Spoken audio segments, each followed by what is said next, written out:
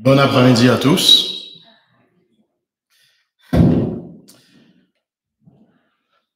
faut dire que, avec le dernier chant que nous avons chanté, je disais avant le culte, je disais à tout le monde que par la grâce de Dieu, je me sentais prêt, ça va bien, pas stressé. Et là, quand on a chanté le dernier cantique, la vitesse à laquelle on l'a chanté, j'ai dit, wow, d'accord. Donc, bref. D'abord, j'aimerais remercier notre Seigneur l'Éternel pour le privilège qu'il m'accorde de pouvoir m'adresser à son peuple dans le rôle de prédicateur. J'invoque sa grâce afin qu'il me donne le courage d'être un porte-parole fidèle de son message. J'aimerais également remercier nos dirigeants pour la confiance qu'ils me démontrent à travers cette opportunité. Donc le Seigneur m'a mis à cœur d'apporter à notre Église une série d'enseignements sur toute la loi et les prophètes, qui sont résumés dans la Bible en 10 paroles, le décalogue, soit les 10 commandements. Mon désir est que notre assemblée se familiarise avec les principes fondamentaux de toute la loi, de l'Éternel notre Dieu, et que nos cœurs en raffolent toujours plus, comme le psalmiste du psaume 119 de la Convocation. Donc, nous allons lire ensemble la première, la péricope, où apparaît pour la première fois le décalogue dans la Bible. Ça se trouve dans le livre d'Exode, le chapitre 20. Nous allons lire les versets 1 à 17. Écoutez maintenant les paroles du seul et vrai Dieu vivant.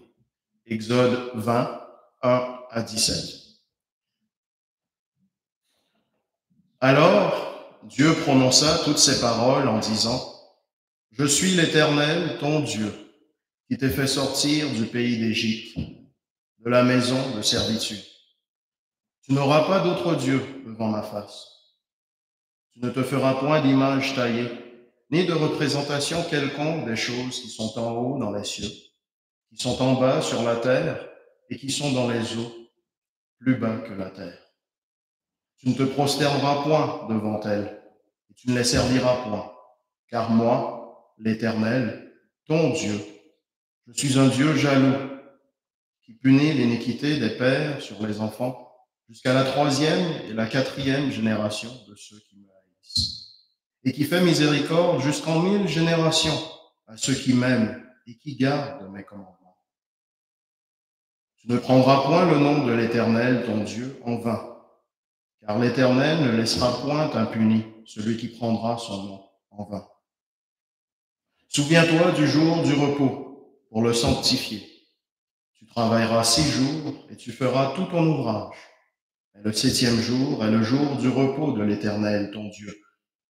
Tu ne feras aucun ouvrage, ni toi, ni ton fils, ni ta fille, ni ton serviteur, ni ta servante, ni ton bétail, ni l'étranger qui est dans tes portes. Car en 6 jours, l'Éternel a fait les cieux, la terre et la mer, et tout ce qui y est contenu.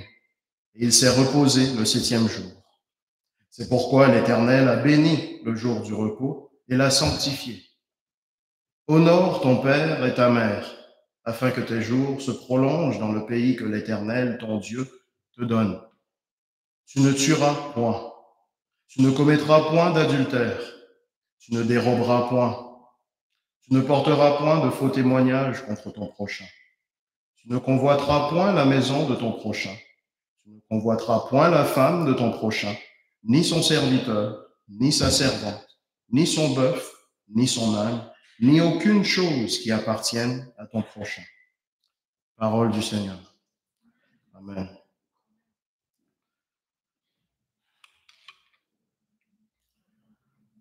Donc, mon message aujourd'hui se veut une introduction aux 10 commandements et aux principes fondamentaux de la loi de l'Éternel.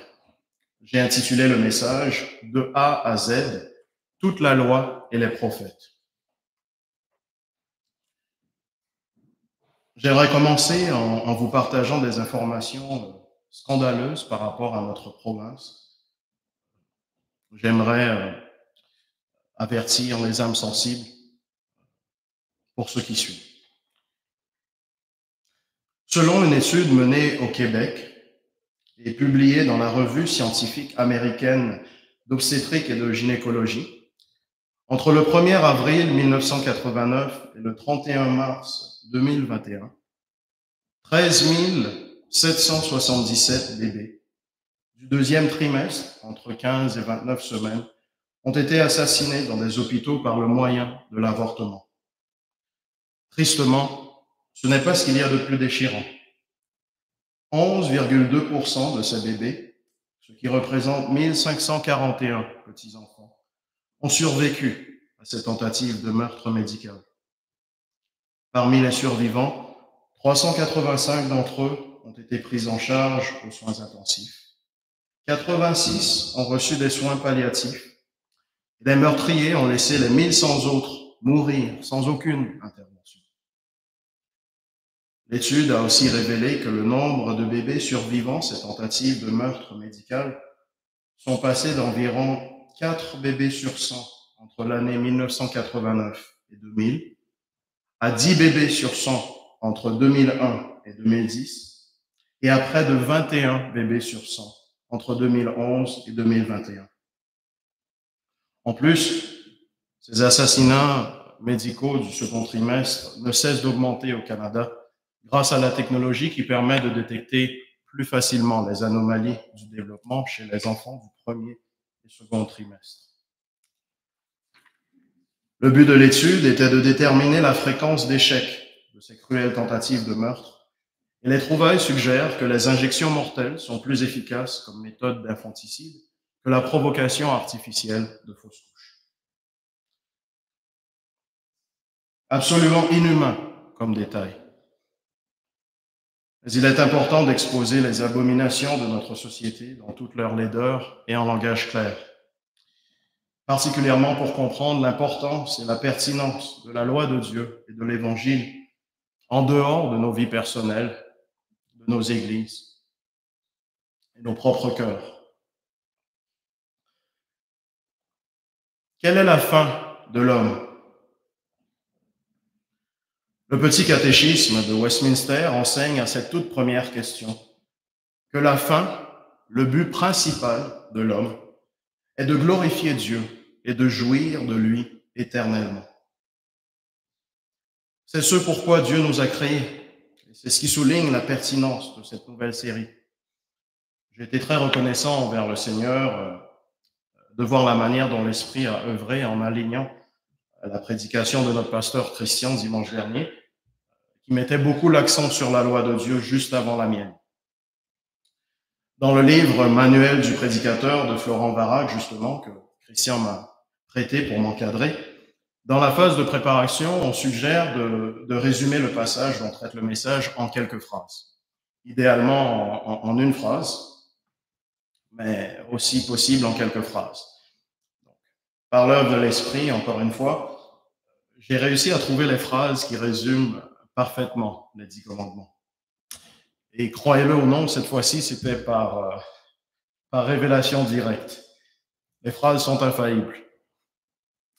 Je répète, ce sont des phrases que Dieu m'a révélées de sa bouche. Ça ne provient pas de mon imagination. J'ai la pleine assurance qu'elles sont réellement infaillibles. Et j'ai retranscrit. Ainsi parle l'Éternel. Tu aimeras le Seigneur, ton Dieu, de tout ton cœur, de toute ton âme et de toute ta pensée. C'est le premier et le plus grand commandement. Et voici le second qui lui est semblable. Tu aimeras ton prochain comme toi-même. De ces 2 commandements dépendent toute la loi et les prophètes. Et oui, il s'agit bel et bien de la synthèse inspirée, faite par Dieu lui-même, retrouvée en Matthieu 22, 37 à 40. Donc vous aussi, vous avez accès à cette révélation directe. Donc, j'espère ne pas trop vous avoir fait suer, parce que si ça avait mal tourné, ça aurait pu être la dernière fois que je prêchais à la Trinité. Bref, la merveille dans tout ça est que ces phrases infaillibles résument non seulement parfaitement les 10 commandements, mais plus encore toute la loi et les prophètes. De A à Z, toute la loi et les prophètes nous enseignent comment glorifier Dieu, en aimant entièrement l'Éternel d'abord et en aimant ensuite notre prochain comme nous-mêmes. L'expression « toute la loi et les prophètes » employée par Jésus fait référence à l'entièreté des Saintes Écritures. En Matthieu 22, versets 29 et 31b, un peu plus tôt, on lit « Jésus leur répondit, vous êtes dans l'erreur, parce que vous ne comprenez ni les Écritures, ni la puissance de Dieu.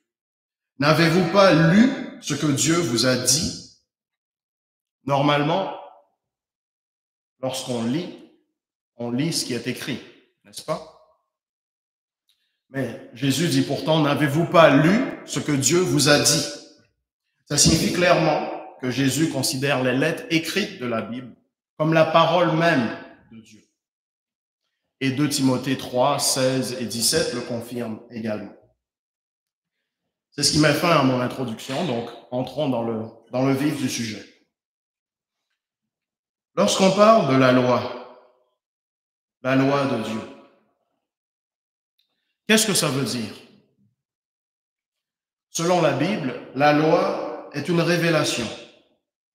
Il s'agit de la première caractéristique majeure de la loi de Dieu. C'est une révélation, une parole divine qui est donnée à l'homme. C'est le terme Torah en hébreu qui est traduit par le mot loi en français. Torah signifie littéralement instruction.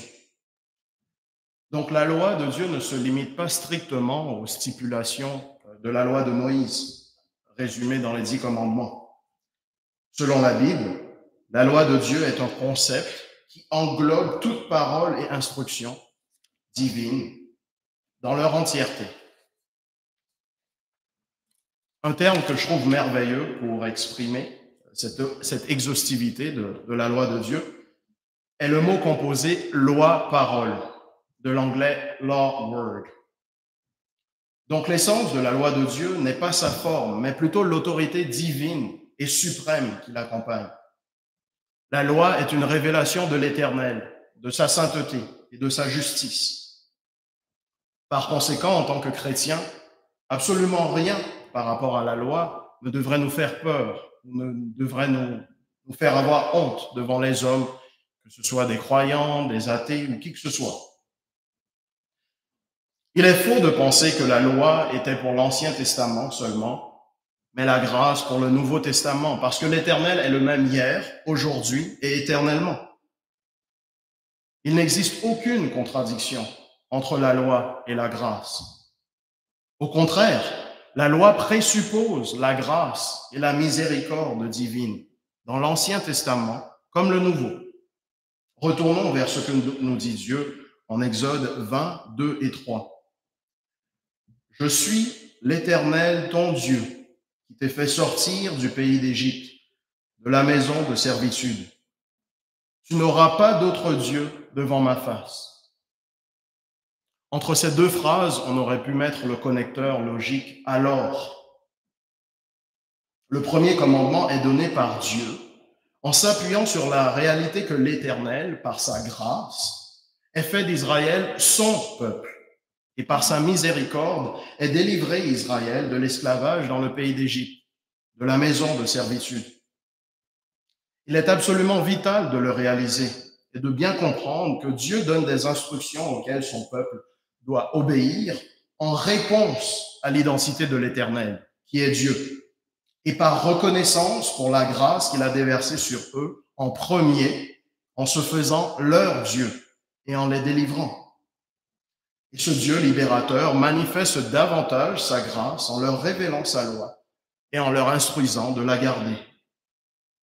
En Exode 19, 4 à 6, lorsque l'Éternel traite alliance avec Israël à travers Moïse, Dieu explique lui-même ce que je viens de vous dire en affirmant « Vous avez vu ce que j'ai fait à l'Égypte et comment je vous ai porté sur des ailes d'aigle et amené vers moi.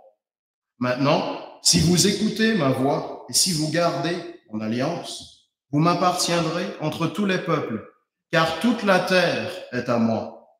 Vous serez pour moi un royaume de sacrificateurs et une nation sainte. Voilà les paroles que tu diras aux enfants d'Israël. L'erreur des pharisiens du temps de Jésus était qu'ils considéraient la loi de Dieu comme médiatrice entre Dieu et les hommes.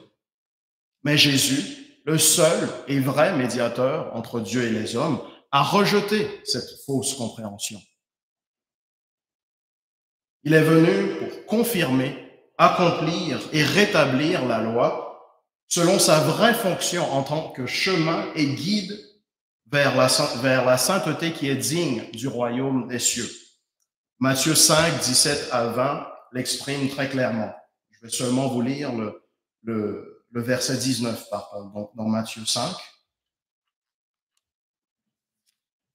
Jésus affirme, « Celui donc qui supprimera l'un de ses plus petits commandements et qui enseignera aux hommes à faire de même sera appelé le plus petit dans le royaume des cieux. Mais celui qui les observera et qui enseignera à les observer, celui-là sera appelé grand dans le royaume des cieux. » Mais peut-être que vous vous demandez, qu'en est-il des prophètes? Tu parles de la loi, mais Jésus dit la loi et les prophètes. Alors, je vous renvoie la question. Christian n'a-t-il pas prêché dans les prophètes dimanche dernier sur le procès d'alliance de l'Éternel où il accuse Israël d'avoir rejeté sa loi en violant les 9e, 6e, 8e et 7e commandements par leurs mensonges, assassinat, vol et adultère en Osée 4, verset 2? Bien sûr, la réponse est oui, pour ceux qui ont écouté le message.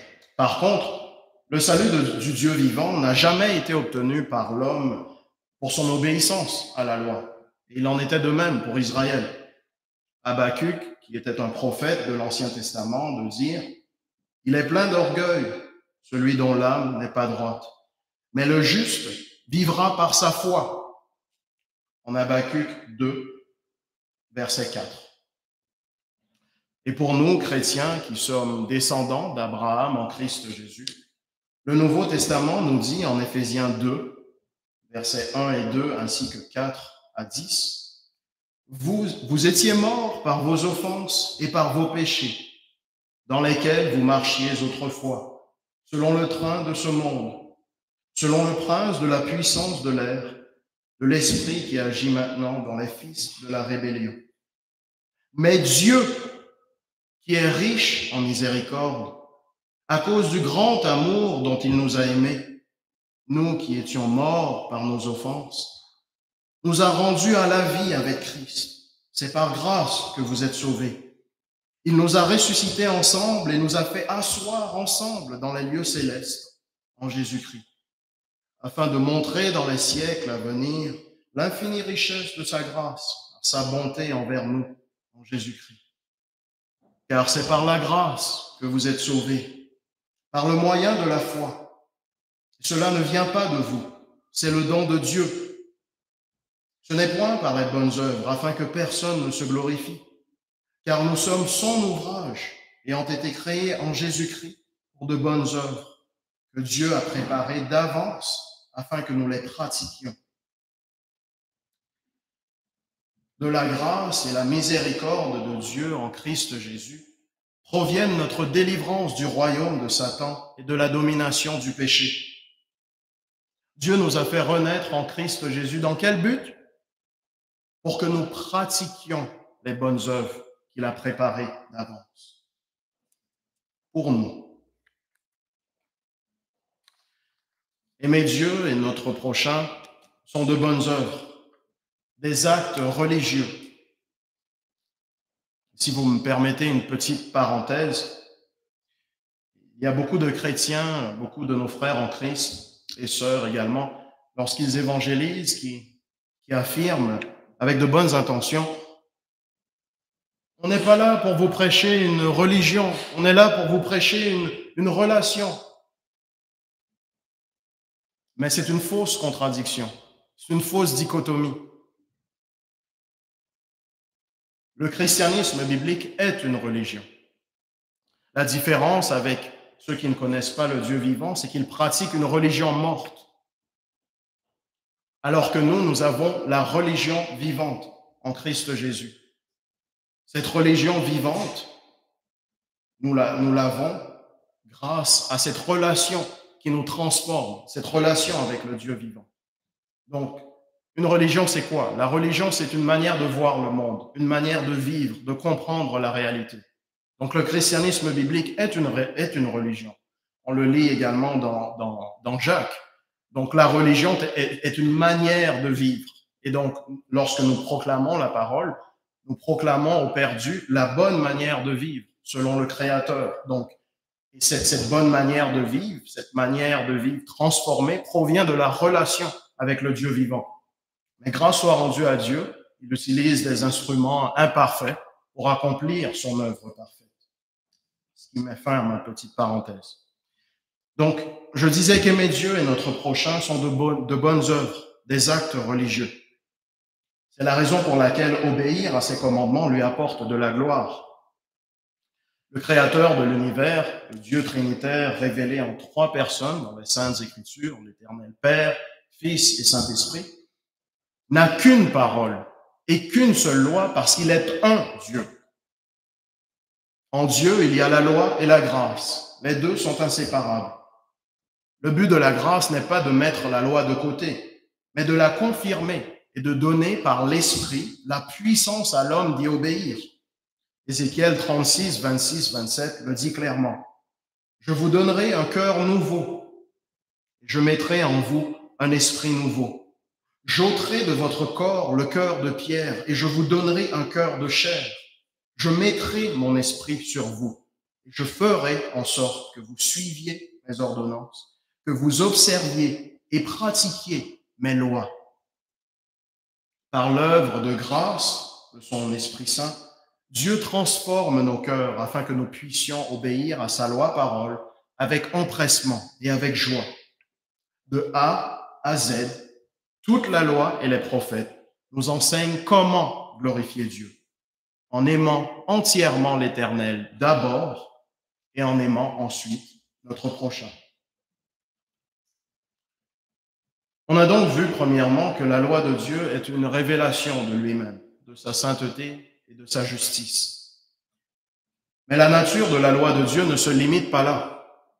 Sa deuxième caractéristique majeure est qu'elle est une alliance. Notre passage des 10 commandements s'inscrit dans le contexte d'une alliance que l'Éternel traite avec Israël. Et plus tard, dans le livre d'Exode, l'Éternel écrira de son propre doigt les 10 paroles qui représentent l'entièreté de son alliance avec son peuple, Israël. Dans cette alliance, Dieu déclare sa suprême souveraineté et seigneurie sur son peuple, en leur donnant des instructions dans tous les aspects de leur vie, en commençant par leur cœur et aussi de la tête aux pieds, à l'extérieur. Donc, l'obéissance d'Israël devait non seulement être intérieure, mais aussi extérieure. Ce qui est cohérent avec la définition de ce qu'est une religion. Et ici, la vraie religion, parce qu'elle est avec le Dieu vivant. Mais remarquez aussi que les paroles d'alliance adressées à la nation d'Israël utilisent le pronom tu dans chacun des 10 commandements. La deuxième personne du singulier. Ce n'est pas par accident, ni une mauvaise traduction. On voit la même chose dans la langue originale du texte. Ça met en évidence le fait que l'Éternel soit d'abord et avant tout un Dieu personnel. Donc, même s'il traite alliance avec la nation tout entière, l'engagement est d'abord avec chaque individu de la nation.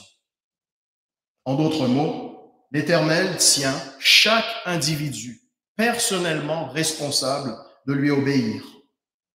Par conséquent, tous sont responsables si la nation désobéit, et tous ont le devoir d'invoquer le pardon de Dieu par la repentance et l'offrande des sacrifices avant l'incarnation de Christ.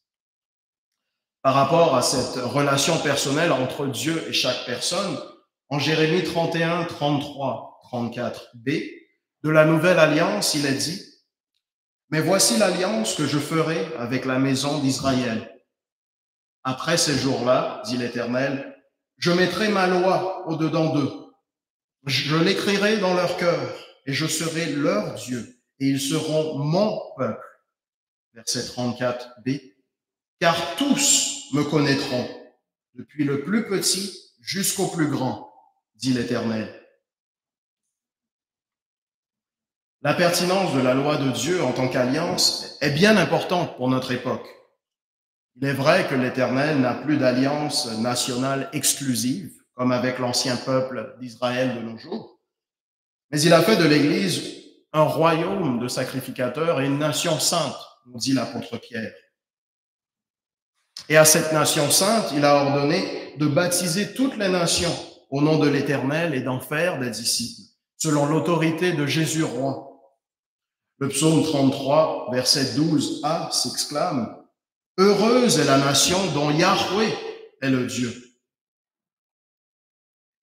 Nous sommes particulièrement concernés en Amérique du Nord, au Canada comme aux États-Unis, en raison des fondements bibliques qui ont bâti ces grandes nations qui étaient autrefois des flambeaux de liberté biblique et de réelle justice. Des atrocités comme celles que je vous ai présentées en introduction n'ont pas toujours existé au Québec, au Canada ou aux États-Unis. Le meurtre des enfants dans le ventre de leur maman n'a pas toujours été légal et encore moins banal ou normal en Amérique du Nord. En ce qui a trait au concept de loi dans une nation, dans une société, il y a 5 éléments fondamentaux dont il faut être conscient si on veut avoir une compréhension biblique et réelle de n'importe quelle situation culturelle. Premier élément fondamental, la religion est toujours au cœur de la loi dans une société. La question vitale est simplement de savoir s'il s'agit de la religion du seul et vrai Dieu vivant, Yahweh, ou d'une fausse religion, parce que les hommes, les humains, ont été créés à l'état de vrais adorateurs au commencement, mais sont tous devenus des adorateurs idolâtres après la chute, après l'entrée du péché dans le monde. Deuxième élément fondamental, la source de loi dans une société est toujours le Dieu de cette société. Si le gouvernement est la source de loi, le Dieu de la société est le gouvernement. Si le Coran est la source de loi, le Dieu de la société est le faux Dieu Allah, et ainsi de suite. Au départ, aux États-Unis et au Canada, les lois reflétaient les principes et la moralité biblique. La neutralité n'existe pas. Christ nous dit qu'on est avec ou contre lui. Le terrain neutre est une illusion qui est présentée aux chrétiens pour qu'ils se relâchent et qu'ils ne proclament pas l'évangile et la loi de Dieu partout où ils mettent les pieds. C'est un piège de Satan. Et il faut que nous soyons conscients de ce dessein. Le troisième élément fondamental, les changements de loi dans une société expriment toujours un changement de religion, caché ou affiché. En Amérique du Nord, par exemple, le changement de religion s'est fait de manière subtile et progressive tout au long des années 1900. Et au XXIe siècle, la révolution contre l'Éternel est entièrement affichée, entièrement assumée. Il s'assume carrément. C'est l'humanisme séculier, plus familièrement connu sous le nom de laïcité institutionnalisée, qui est ouvertement la nouvelle religion de notre société. Quatrième élément fondamental, la religion ne peut jamais être déracinée dans une société. Une église peut être mise de côté ou rejetée. Une nouvelle religion peut en remplacer une autre, mais il y a toujours une religion qui donne à une société sa direction. La question est de savoir si c'est la vraie religion, le christianisme biblique, ou une fausse religion avec un faux Dieu démoniaque, ou l'homme aux commandes. Et finalement, le cinquième élément fondamental dont nous devons être conscients, si on veut avoir une compréhension biblique et réelle de n'importe quelle situation culturelle, est que le système de loi dans une société ne peut jamais encourager une réelle tolérance pour une autre religion que celle qui guide les lois du système actuel. Lorsqu'une société tolère une ou toutes sortes d'autres religions, elle commet une forme de suicide culturel, parce que les autres religions vont tôt ou tard tenter de détruire les fondements religieux originaux de leur nation d'accueil et prendre le dessus. Et c'est ce qui arrive en Angleterre, au Canada, aux États-Unis et même en France. Donc, si vous me permettez, j'aimerais vous partager une citation à ce sujet d'un chrétien tiré d'un communiqué d'un chrétien du nom de Ron Gray. Il dit ceci par rapport au Canada. Notre héritage de démocratie parlementaire découle de la Magna Carta de 1215. Son idée centrale, qu'il existe une loi supérieure à laquelle même la couronne doit obéir, est un fondement fondamental de la démocratie telle que nous la connaissons. Et la loi supérieure à laquelle la Magna Carta se reporte est implicitement le décalogue trouvé dans la Bible. Le Dieu auquel se réfère le préambule de la Charte canadienne des droits et libertés est aussi clairement le Dieu d'Abraham, d'Isaac et de Jacob, le Dieu de la Bible.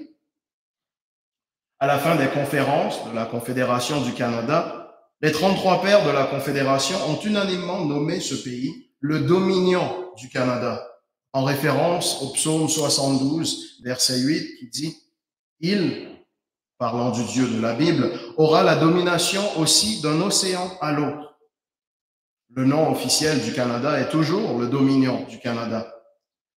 Les bâtiments de notre Parlement regorgent d'inscriptions, de citations de la Bible. Sur le portail est de la Tour de la Paix, il dominera aussi d'un océan à l'autre, psaume 72, 8. Sur le portail sud, donne au roi tes jugements, ô Dieu, et ta justice au fils du roi, psaume 72, 1. Par-dessus la fenêtre occidentale, là où il n'y a pas de vision, le peuple périt, proverbe 29, 18. Également à noter que ce dernier passage, là où il n'y a pas de vision, le peuple périt, pourrait tout aussi justement être traduit là où il n'y a pas de révélation, le peuple périt. Donc tout ça pour dire que tout le déclin de l'Occident a commencé avec la violation du premier commandement. Tu n'auras pas d'autre Dieu devant ma face. Au résumé, l'Église de Jésus-Roi en Amérique du Nord s'est dangereusement relâchée dans la mission de faire des nations des disciples, en leur enseignant à observer tout ce que Christ, l'Éternel, a commandé.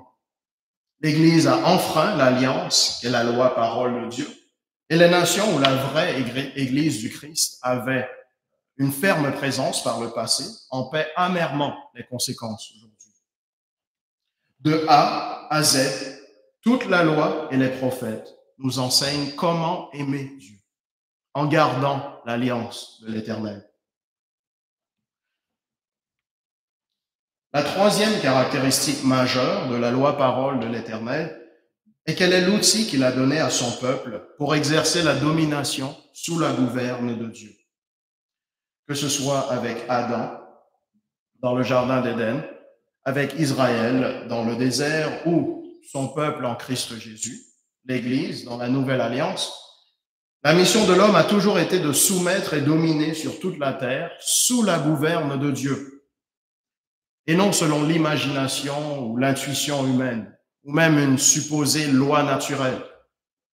Parce que la nature n'a pas intrinsèquement une loi, il y a une loi au-dessus de la nature qui est donnée par le Créateur de la nature, le Dieu de la Bible. Donc, sous la gouverne de Dieu, point. Rien d'autre. Dieu est souverain sur toutes choses.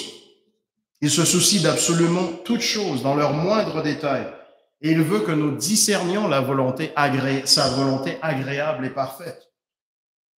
Par sa volonté agréable et parfaite, Dieu ne parle pas de son décret éternel et divin. Ça renvoie aux choses secrètes. Et Deutéronome 29 nous dit que les choses secrètes appartiennent à l'Éternel. Mais lorsqu'il parle de sa volonté agréable et parfaite, il parle de sa volonté révélée quant à notre moralité, notre éthique, notre conduite. L'Éternel Dieu est le législateur de l'univers et il a envoyé l'Éternel, son Fils, Jésus, le Roi des rois, Seigneur des seigneurs, pour incarner confirmer, accomplir la loi du royaume sur terre. L'Éternel Esprit Saint nous a laissé les saintes Écritures qui témoignent de Christ, le Rédempteur, afin que nous croyions en lui, que nous proclamions son évangile, son règne et tout le conseil de Dieu dans sa loi parole, afin que la volonté de notre Père soit faite sur la terre comme au ciel. C'est ainsi que nous aimons l'Éternel d'abord et entièrement quant à notre moralité, notre éthique, notre conduite.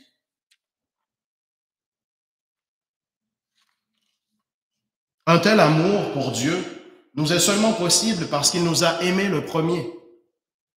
Notre amour, comme Israël, est une réponse à ce qu'il a d'abord fait, similairement à Israël qu'il a choisi par le passé, non pas pour ce qu'il y avait en eux, mais parce que lui, il aimait ce peuple, parce qu'il a voulu tenir la promesse qu'il avait faite à leur père, dit Deutéronome 7, 6 et 8. Il en est de même pour nous, nous qui nous repentons continuellement et plaçons continuellement notre croyance et foi en Christ Jésus. Mais Dieu prouve son amour envers nous en ce que lorsque nous étions encore des pécheurs, Christ est mort pour nous, dit Romains 5, 8. Comme avec l'ancien Israël, Dieu a tout initié avec nous, qui sommes la nouvelle Israël, l'épouse de Christ partout à travers le monde, l'Église. Pour nous, nous l'aimons parce qu'il nous a aimés le premier, nous dit 1 Jean 4, 19. Et ce même Jean, dans son évangile, nous rapporte les paroles de Jésus disant « Si vous m'aimez, gardez mes commandements » en Jean 14, 15. Encore une fois, de A à Z, toute la loi et les prophètes nous enseignent comment aimer Dieu, en exerçant la domination sur sa création, selon sa loi parole. En conclusion, quelles sont les applications par rapport au fait que la loi de Dieu soit une révélation de sa justice, que la loi de Dieu soit une alliance, que la loi de Dieu soit l'outil divin de domination sous la gouverne de l'Éternel? En réalité, les applications s'étendent à absolument toute notre vie. Du plus profond de nos cœurs, en passant par nos pensées, jusqu'aux tâches quotidiennes qui nous semblent les plus insignifiantes.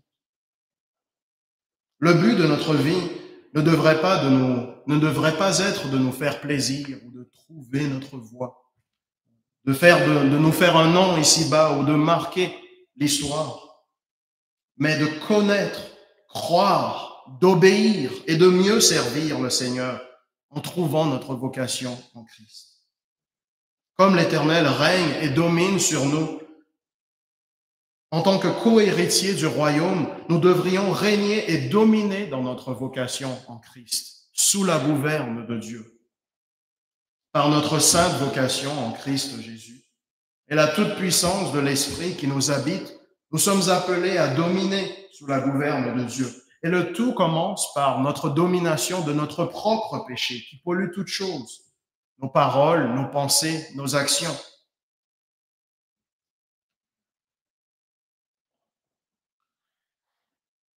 En nous appuyant sur la grâce de l'Esprit Saint, nous devons dominer sur toutes choses selon Dieu. Qu'est-ce que ça veut dire en termes pratiques?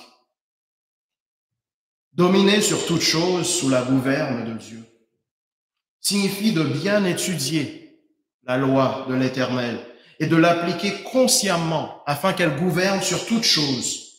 D'abord sur nous-mêmes individuellement, nos familles ensuite, nos églises et selon le temps de Dieu et ses promesses, la société et la terre entière. Nos premiers disciples sont les membres de nos familles respectives. C'est eux qui sont prioritaires. Cependant, le mandat missionnaire qu'est la grande commission de Jésus roi à son Église inclut le mandat culturel donné à Adam dans le jardin d'Éden. Ne laissons pas le péché du monde déchu nous décourager, car Dieu est en train de renouveler et réconcilier toutes choses par la croix, par le sang de la croix de son Fils Jésus-Christ.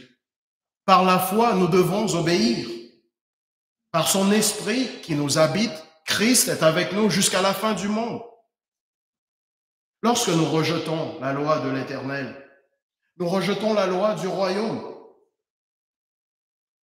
Nous rejetons la venue du même règne pour lequel nous prions dans le Notre Père. Et pour cela, notre récompense ne peut être que le chaos, la tyrannie des gouvernements humains, que ce soit dans la famille, dans l'Église, dans l'État. Et nous invitons la colère de Dieu. Vivons l'Évangile selon notre appel prophétique. Marions-nous, fondons des familles, instruisons nos enfants selon une vision du monde explicitement chrétienne. Faisons des disciples, implantons plus d'églises et nous verrons l'Éternel en son temps récompenser notre fidélité. La parole de Dieu n'est pas un oreiller qui nous appelle à nous prélasser ou à la passivité. La parole de Dieu est une épée à double tranchant qui doit être maniée courageusement par les guerriers de l'Éternel des armées. La parole de Dieu est sa puissance et le moyen par lequel il veut se glorifier. Et pour vous qui ne connaissez pas ce si beau salut en Jésus, cette relation personnelle avec Dieu, cette vie transformée par l'Esprit, sachez que les voies de Dieu sont parfaites. La parole de l'Éternel est éprouvée et il est un bouclier pour tous ceux qui se confient en lui. Reconnaissez devant Dieu que vous êtes des pécheurs. Abandonnez vos styles de vie, votre style de vie de péché et croyez en l'Évangile avec foi. Car seul Jésus sauve et il sauve parfaitement tous ceux qui viennent sincèrement à lui. De A à Z, toute la loi parole de notre Seigneur nous enseigne comment glorifier Dieu, en aimant entièrement l'Éternel d'abord et en aimant ensuite notre prochain comme nous-mêmes. Au résumé, les 10 commandements de l'Ancien Testament représentent donc la fondation, la pierre angulaire de cette sainte vocation qui nous a été adressée en Christ Jésus, à la louange de la glorieuse grâce de notre Père qui est aux cieux. Amen.